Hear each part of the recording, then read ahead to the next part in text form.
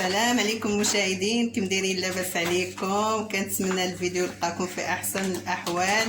اليوم غندير معكم واحد الوصفه، واحد صاحبتي هي اللي غتقول لكم المقادير ديالها. الله يعمرها السلعه، راه كانت ساكنه حدايا وشرات الدار ديالها وجات ليها وجينا عندها اليوم عاد سهل الله وجينا عندها وغتصايب واحد الوصفه وغنشاركوها معكم. يلا بسم الله. السلام عليكم مشاهدين، اختي زهره. مرحبا بكم. تشوفوا هذه الوصفه عاديه ديما عند الوالدين. بسم الله. هذا العنب حيدنا من هو من داك العنقود ديالو، فركناه درنا على هذا الشكل. 4 الكيلو العنب فيه 2 الكيسان ديال السكر. الكاس كبير، كاس كبير ماشي عامر. 2 الكيسان ديال السكر ديالنا. هذا حلو ملي يكون حامض كدير كتسمى كتزيد. هذا كيجي بحال العسل وهما كيقولوا ليه هنا الصمد. بسم الله. 4 الكيلو فيه 2 يطرد الماء.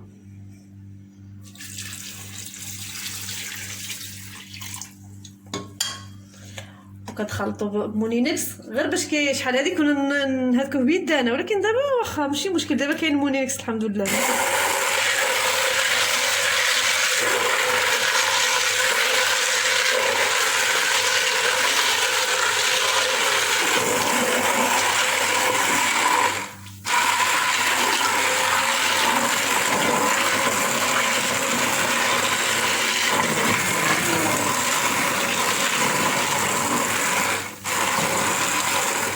ماشي ضروري هذاك بزاف لان غيطيب غيتفسخ غير باش كيدخل السكر فيه. عتيقه كتصفيه من داك القشور ديالو، كتصفيه وكترجعو يطيب.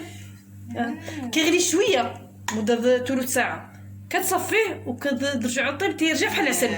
انا نرجعو في الاخر غنشوفوا. سعاد حليمه ملي قلتي لي ديري هذه الوصفه راه زوينه، وقلت لك انت ان شاء الله اللي غتصايبيها. ايوا وانا علاش انا شفت حتى شي واحد ما دارها في القناه ديالو. وكنت كندوق هذه الحليمه الصراحه كانت كتعجبني.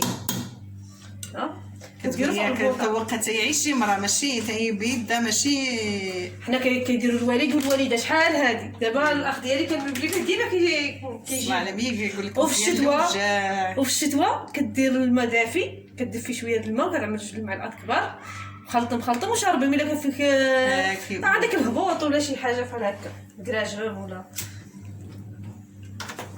كيجي مزيان. بدا تردو يطيب. عنده ثلث ساعه وكنصفيوه. ثلث ساعه كنصفيوه وكنرجعوه يطيب. ملي كنرجعوه يطيب مره كندورو يدنا وكنطلعوا عليه حتى كيرجع بحال العسل. من بعد غنوريكم كيفاش كيجي ان شاء الله يا ربي. يلا بسم الله. هذاك تكون سخونه. دابا هو طاب، حنا غنصفيو. تعرفي هذاك بركو تيسير طيب.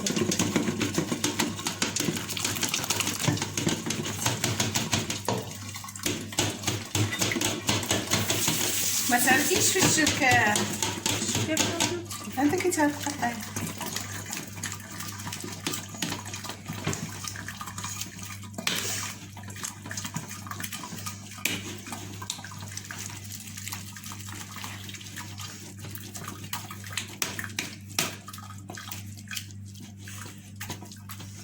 العصر مزيان وهذيك تحيديها الفراره كترميها. الناس ديالنا شحال هذه كيديروها في واحد السله القصب.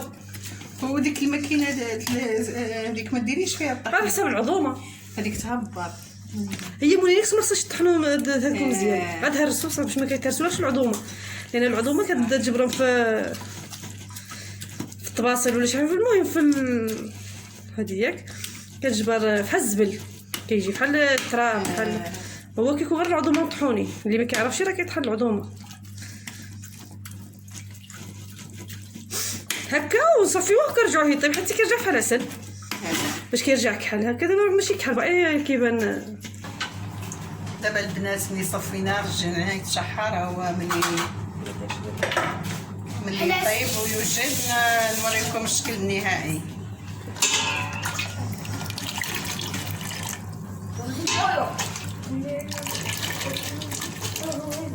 حتى يتشحر مزيان عاد يجي بحال عسل.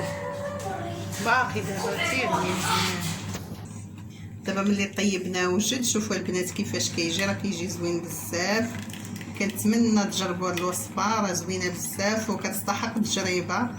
وشكرا عتيقه على هاد الوصفه. الصحه والراحه. نتمناو كلشي يجربوا ويعجبهم. وهذا واحد الحاجه ان هي صحيه، زعما ماشي شي حاجه ان هي خايبه ولا. كاين اللي كيعملوا في اتاي، كاين اللي كيعملوا في الحليب في الكاس احسن من السكر. ودهنوا به الخبيز الدراري الصغار ملي كانوا ماشيين للمدرسه. الباغري هو اصلا بحالو بحال العسل بالحق، كيجي واحد المذاق ديالو زوين بزاف. والسلام عليكم المشاهدين، ان شاء الله نتلاقاو في فيديو واحد اخر.